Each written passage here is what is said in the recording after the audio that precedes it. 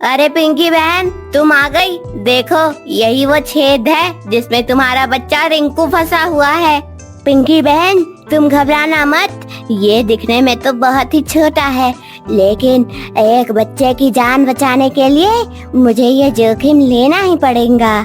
यह कहकर टिंकू सांप तेजी से बिना ज्यादा सोचे उस छेद के अंदर चला गया। अंदर जाने के बाद सभी पक्षी और जानवर उसके बाहर आने का इंतजार करने लगे।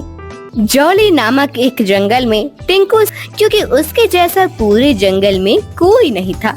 एक बार टिंकू सांप पेड़ पर बैठा हुआ था, तभी पिंकी पैरोट उसके पास आई। टिंकू भाई, मुझे तुम्हारी मदद की जरूरत है। मेरा बच्चा रिंकू, जिसे उड़ना भी नहीं आता, वो खेल खेल में गड्ढे के अंदर गिर गया है। वह गड्ढा बहुत ही गहरा है, लेकिन उसका मुंह इतना छोटा है कि मैं भी अंदर नहीं घुस सकती। लेकिन मुझे लगता है कि तुम उसके अंदर घुस सकती हो और मेरे बच्चे को बाहर निकाल कर ला सकते हो। प्लीज मेरी मदद करो। घबराओ नहीं पिंकी बहन, चलो चलते हैं। दोनों टिंकू सांप और पिंकी पैरोट उस छेद के पास पहुंचते हैं। वहाँ सारे पक्षी और जंगल के अन्य जानवर परेशान बैठे हुए नजर आते हैं। अरे पिंकी, तुम आ गई। देखो, यही वो छेद है जिसके अंदर तुम्हारा बच्चा फंसा हुआ है। ये दिखने में तो बहुत ही छोटा है, लेकिन ये बच्चे की जान बचाने के लिए मुझे ये जोखिम लेना ही पड़ेगा। यह कहकर टिंकू सांप तेजी से बिना ज्यादा सोचे उस छेद के अंदर चला गया। अंदर जाने के बाद सभी पक्षी और जानवर उसके बाहर आने का इंतजार करने लगे। टिंकू भाई, तुम ठीक तो हो? तुम्हें मेरा बच्चा रिंकू मिला कि नहीं? इस सवाल से कोई जवाब नहीं आया। तभी सभी पक्षी छेद के थोड़ा और करीब आए। तभी टिंकू सांप उस छेद से बाहर आया और सभी को नजर आया कि रिंकू टिंकू सांप का सर पर बैठा हुआ है। अरे वाह टिंकू भाई, आपने फिर से कमाल कर दिया। अपनी जान खतरे में डालकर मेरे बच्चे की जान बचाई। अरे बहन, मैं जब भी किसी की मदद करता हूँ तो मुझे बहुत अच्छा लगता है। इसी तरह टिंकू सांप हमेशा जॉली जंगल के वासियों की मदद करता था। लेकिन एक दिन अचानक से टिंकू सांप की तबीयत बिगड़ी। ये मुझे क्या हो रहा है? उसकी चीख पुकार सुनकर आसपास के कुछ पक्षी और जानवर उसके पास जमा हो गए। अरे टिंकू भाई, क्या हुआ तुमको? मेरे पेट में बहुत दर्द हो रहा है, बहुत ज्यादा। हे भगवान! टिंकू भाई, तुम फिक्र मत करो, मैं अभी डॉक्टर भालू को बुला लाती हूँ। कुछ देर बाद पिंकी पैरोट डॉक्टर भालू को बुला लाई और डॉक्टर भालू टिंकू को देखते हैं कह पड़े। अरे टिंकू भाई, मुझे समझ में नहीं आ रहा कि कैसे बोलूं और किस हिम्मत से बोलूं। अरे बताओ, ऐसी क्या बात है जो तुम इतना झिझक रहे हो? टिंकू भाई सबकी मदद करता है। हम भी इसकी परेशानी दूर करने में अपनी पूरी मेहनत करेंगे। टिंकू भाई का पेट पूरी तरह से खराब हो गया है। अगर इसने जल्दी ही काला संतरा नहीं खाया तो शाम होने तक इसकी मौत हो जाएगी। ये सुनकर सभी चौंक पड़े और टिंकू सांप भी बहुत परेशानी में आ गया। अगर बात काले संतरे की है तो मैं टिंकू सांप को लाकर दूंगी। मुझे पता है उसका पेड़ कहाँ है। तुम सारे हिम्मत रख। मुझे बड़े अफसोस से यह बताना पड़ रहा है कि तूफान आने से सारे पेड़ उखड़ गए थे और मैं श्योर नहीं हूँ कि काले संतरे का पेड़ वहाँ पे है भी या नहीं। यह सुनकर अब सभी बहुत ज्यादा दुखी हुए और टिंकू सांप को दया की भावना के साथ देखने लगे। तभी वहाँ पर बिट्टू बंदर आया।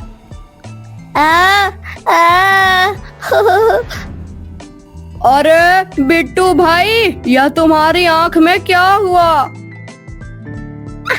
आज सुबह मेरी आँख में कुछ गिर गया, जिसकी वजह से बहुत जलन हो रही है। मेरी आँख भी नहीं खुल रही है। अरे लगता है तुम्हारी आँख में कोई जहरीला पेड़ के पत्तों का जहर टपक गया है। ओ नहीं, क्या मैं अब देख नहीं पाऊंगा? जहाँ तक मुझे पता है, काली नदी के छोर पर एक ऐसा पौधा है जिस पर काले रंग का फूल उगता है। अगर उस फूल की एक पंखुड़ी का रस तुम्हारी आंखों में डाल दिया जाए तो तुम्हारी आंखें खुल जाएंगी, और अगर ऐसा नहीं किया तो आँख के साथ साथ तुम्हारा कान और दिमाग भी खराब हो सकता है। अरे नहीं, नहीं, मेरे साथ ही ऐसा क्यों हो रहा है? डॉक्टर भालू, क्या सच में ऐसा होगा? लेकिन काली नदी के पास तो बहुत अंधेरा होता है, वहाँ तो दिन में भी कुछ नजर नहीं आता, तो कौन वहाँ जा सकता है? अरे डरो नहीं बिट्टू, मैं तुम्हें वो फूल लाकर दूंगा और तुम बिल्कुल ठीक हो जाओगे। अरे टिंकू भाई, तुम्हारी तबीयत तो वैसे ही खराब है, तुम कैसे वह फूल लाकर बिट्टू को दोगे? कोई बात नहीं, मेरे पास रात तक का समय है। अपने मरने से पहले मैं बिट्टू को नई जिंदगी देकर ही जाऊंगा। यह सुनकर सभी जानवरों की आंखें छलक आईं और टिंकू सांप वहां से काली नदी के ओर चला गया।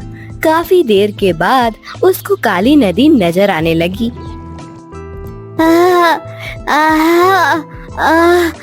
मेरे पेट में कितना दर्द हो रहा है। हे भगवान, मुझे बस मेरा आखिरी काम पूरा करने देना, उसके बाद अपने पास बुला लेना। वह हिम्मत करके काली नदी के किनारे चला गया और इधर उधर देखने लगा। यहाँ कितने सारे पेड़ पौधे हैं, उस काले फूल वाले पौधे को मैं आखिर कैसे ढूंढूं? अपने दर्द के साथ उसने बहुत देर तक ढूंढना जारी रखा और आखिरकार उसे काले फूल वाला पौधा नजर आ गया। उसने एक फूल तोड़ा, लेकिन जैसे ही उसको लेकर उसने वहाँ से जाना चाहा तो उसकी तकलीफ बढ़ने लगी। हे भगवान, मुझे हिम्मत दो, मुझसे अब मेरा दर्द बर्दाश्त नहीं हो रहा। मैं इस फूल को कैसे उठाऊं? बस थोड़ी देर के लिए मेरा दर्द बंद कर दो। वह जमीन पर लंबी लंबी सांसें ले रहा था। उसकी आंखें बंद हुई जा रही थी। तभी उसकी नजर सामने एक काले संतरे के पेड़ पर पड़ी। अरे, ये तो वही पेड़ है जिसे खाने के लिए डॉक्टर भालू ने मुझे बताया था। अब उसने हिम्मत की और पेड़ पर चढ़कर उसने काले संतरे को अच्छे से चबा कर खाया। उसके खाते ही उसका दर्द धीरे धीरे कम होने लगा। हे भगवान, यह तो चमत्कार हो गया, मैं तो एकदम ठीक हो गया। अब उसने फूल को उठाया और फुर्ती के साथ चलने लगा। कुछ देर के बाद वह उस जगह वापस पहुंचा। बिट्टू बंदर अब भी दर्द में चीख रहा था। अरे वो देखो, टिंकू भाई ने अपना वादा फिर से निभाया, वह आ गया। डॉक्टर भालू ने टिंकू सांप से वह काला फूल ले लिया और फिर उसको बिट्टू बंदर की आंख में निचोड़ दिया। उसका रस आंख में पहुंचते ही बिट्टू बंदर की आंखें खुल गईं और वह बिल्कुल ठीक हो गया। अरे वाह, मैं तो ठीक हो गया। तुम्हारा बहुत बहुत शुक्रिया टिंकू भाई। तुम्हारा पेट का दर्द अब कैसा है? अब तो तुम ठीक दिख रहे हो। अरे हुआ ऐसा कि मैं बिट्टू बंदर के लिए जब वो फूल लेने पहुंचा तो उसी पौधे के पास मुझे काले संतरे का पेड़ नजर आया और मैंने उसे खा लिया। यह सुनकर सभी जानवर एक साथ खुशी से उछल पड़े। और फिर डॉक्टर भालू बोला, टिंकू भाई बिट्टू की जान बचाने के लिए वहाँ गया था, इसलिए भगवान ने उसकी परेशानी भी दूर कर दी। हाँ, सही कहा। दूसरों के बारे में अच्छा सोचने वालों का भगवान कभी बुरा नहीं करते। और इसी के साथ जॉली जंगल के सभी पक्षी और जानवर ने एक नई सीख ली कि हमेशा एक दूसरे की मदद करनी चाहिए। टिंकू सांप जंगल के सभी जानवरों का पसंदीदा बन गया। दोस्तों, अगर ये कहानी अच्छी लगे तो कृपया हमारे चैनल को सब्सक्राइब करें, वीडियो को लाइक करें, कमेंट और शेयर करें। तो फिर मिलते हैं अगले शनिवार एक नई मजेदार कहानी के साथ। तब तक के लिए take care, good bye, thank you.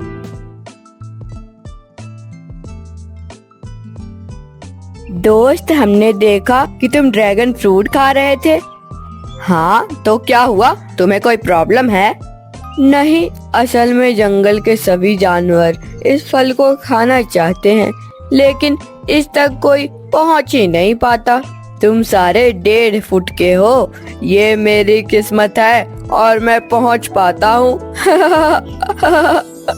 दूर कहीं एक जंगल में काफी ऊंचा पेड़ था। इस पर एक फल उगता था जिसका नाम ड्रैगन फ्रूट था। ड्रैगन फ्रूट दिखने में बहुत ही अलग किस्म का फल था। उसको जंगल में सभी जानवर खाना चाहते थे, लेकिन पेड़ इतना ऊंचा था कि कोई ड्रैगन फ्रूट तक पहुंच ही नहीं पाता। एक दिन एक डिनो जंगल में आया। उसको बहुत भूख लगी थी। ढूंढने पर उसको कुछ ही दूर पर ड्रैगन फ्रूट का पेड़ नजर आया और वह भागकर उसके पास पहुंचा। अरे वाह, ये कैसा फल है? बहुत अजीब है, चलो टेस्ट करता हूँ। ऐसा कहकर उसने पेड़ पर लटके हुए ड्रैगन फ्रूट खाने लगा। अरे वाह, यमी, यह तो बहुत ज्यादा यमी है, मजा आ रहा है। अब वह मजे से ड्रैगन फ्रूट खाने लगा और 2 फल खाने के बाद उसकी भूख शांत हुई। तभी उसने देखा कि उसके पास हाथी, हिरन, बंदर और जेब्रा आ रहे हैं। हमने देखा कि तुम ड्रैगन फ्रूट खा रहे थे। हाँ, तो क्या हुआ? तुम्हें कोई प्रॉब्लम है? नहीं, असल में जंगल के सभी जानवर इस फल को खाना चाहते हैं, लेकिन इस तक कोई पहुंच ही नहीं पाता। तुम्हारी हाइट अच्छी है और गर्दन भी लंबी है, इसलिए तुमने जंगल में कदम रखते ही इसका मजा ले लिया। तुम सारे 1.5 फुट के हो, ये मेरी किस्मत है और मैं पहुंच पाता हूँ। तुम हम सबको भी एक एक ड्रैगन फ्रूट तोड़ कर दो, हम भी चखें इसका टेस्ट कैसा है। अगर मैंने आज तुम लोगों को यह तोड़ के दे दिया तो और भी जानवर कल से इसी तरह लाइन में खड़े होंगे। किस किस को तोड़ कर दूंगा। और वैसे भी यह बहुत टेस्टी है, मैं चाहता हूँ रोजाना मैं ही इसे खाऊं, इसलिए तुम लोग इसको खाने का ख्वाब भूल जाओ। ऐसा कहकर डिनो वहाँ से चला गया और बाकी जानवर भी मुंह लटकाए वहाँ से निकल गए। अब डिनो रोजाना ड्रैगन फ्रूट खाकर अपनी भूख शांत करता और किसी से कुछ बात नहीं करता। वह अपनी जिंदगी बहुत ही मस्त तरीके से जी रहा था। इसी तरह कुछ महीने निकल गए। डिनो को महसूस हो रहा था कि अब उसकी टांगों में कमजोरी आ रही है और वह काफी सुस्त भी होता जा रहा है। ऐसे ही एक रात जंगल में किसी के चीखने चिल्लाने की आवाजें गूंजने लगी। बहुत दर्द हो रहा है। अरे भाई, बहुत दर्द हो रहा है। रात के सन्नाटे में उसकी आवाज सभी जानवरों को सुनाई दे रही थी, लेकिन समझ नहीं आ रहा था कि यह आवाज आ कहां से रही है। सुबह उजाला होने पर सभी जानवर जमा हुए और डॉक्टर भालू भी उनके पास पहुंचा। यह चीखें रात भर से आ रही है, चलो अब चलकर देखते हैं कि कौन दर्द से तड़प रहा है। सभी जानवर इकट्ठा होकर उस आवाज की तरफ भागे। उन्होंने देखा कि जमीन पर डिनो बैठा हुआ है और वही दर्द से तड़प रहा था। यह डिनो हमारे जंगल में कब आया? यह तो पिछले कुछ महीनों से यहीं रह रहा है। अच्छा, बताओ डिनो, तुम इतना क्यों तड़प रहे हो? क्या तकलीफ है तुम्हें?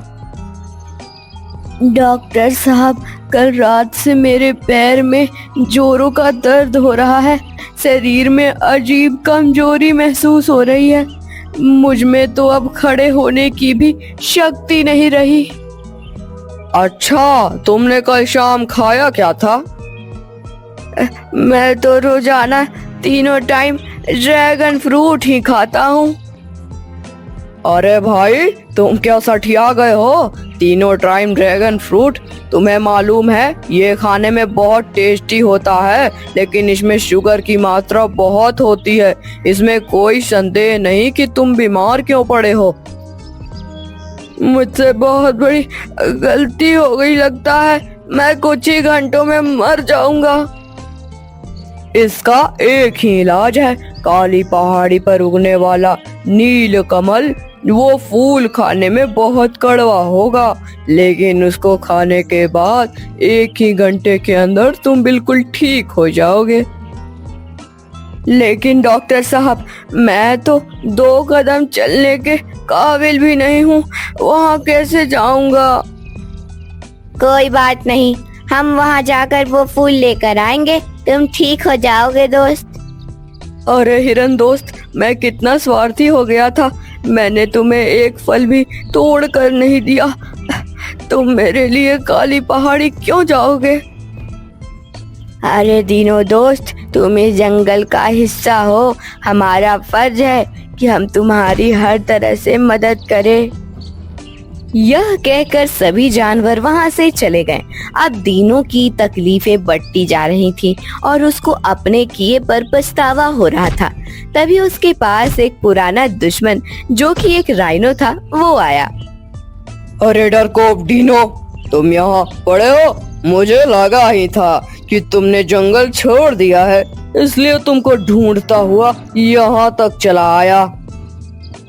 राइनो, मुझे परेशान मत करना। मेरी तबीयत बहुत खराब है। फिर तो और मजा आएगा। इससे पहले कुछ दिनों कहता, राइनो ने उसे जोर से एक टक्कर मारी। आ, आ, राइनो रुक जा, तू ये ठीक नहीं कर रहा। मैं पहले ही बहुत दर्द में हूँ, मुझे और मत तड़पा। इसी में तो असली मजा है, डरपोक। ऐसा कहकर वो लगातार उस पर हमले करता जा रहा था। तभी सारे जानवर वहां वापस आ गए। डॉक्टर भालू के हाथ में नील कमल था और सभी राइनो को देखकर हैरान थे। हे राइनो, तुम क्यों हमारे दोस्त को परेशान कर रहे हो? क्या कहा? दोस्त को? इस जैसे घमंडी के भी दोस्त हो सकते हैं क्या? हाँ, हम सब इसके दोस्त हैं। अपनी भलाई चाहते हो तो यहाँ से भाग जाओ, वरना एक टक्कर में तुमको सीधा ऊपर पहुँचा दूंगा।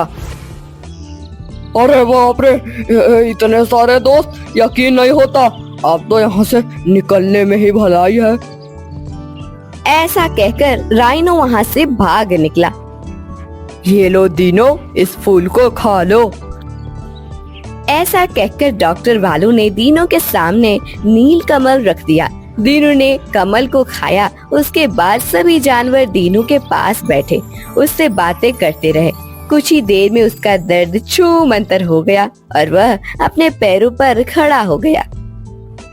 मेरे प्यारे दोस्तों, तुम लोगों की वजह से ही मेरी जान बच पाई है। मैं सभी से माफी मांगना चाहता हूँ। आज से मैं भी हमेशा आप सबके साथ घुल मिल कर रहूंगा और सबकी मदद किया करूंगा। ये सुनकर सभी जानवर बहुत खुश हुए। फिर दीनों ने उन सभी को एक एक कर ड्रैगन फ्रूट तोड़ कर दिया। सभी जानवरों ने उसे मजे से खाया। वाह यमी, क्या तो कितना टेस्टी था। मजा ही आ गया खा के। अच्छा, अगर चाहो तो एक और तोड़ कर दूं क्या? नहीं नहीं, इतना काफी है दोस्त, वरना आज रात हम लोगों की चीखें भी जंगल में गूंजने लगेंगी। यह कहकर सभी लोग जोर जोर से हंसने लगे। दोस्तों, यह कहानी हमें यह सिखाती है कि स्वार्थ और अहंकार किसी को भी अकेला और कमजोर बना सकते हैं, लेकिन सच्चे दोस्त और सहानुभूति हमेशा सहायता के लिए तैयार रहते हैं। इसलिए हमेशा सबके साथ मिलजुल कर रहना चाहिए और जरूरतमंद की मदद के लिए तैयार रहना चाहिए। अगर यह कहानी अच्छी लगे तो कृपया हमारे चैनल को सब्सक्राइब करें, लाइक करें, कमेंट करें और शेयर करें।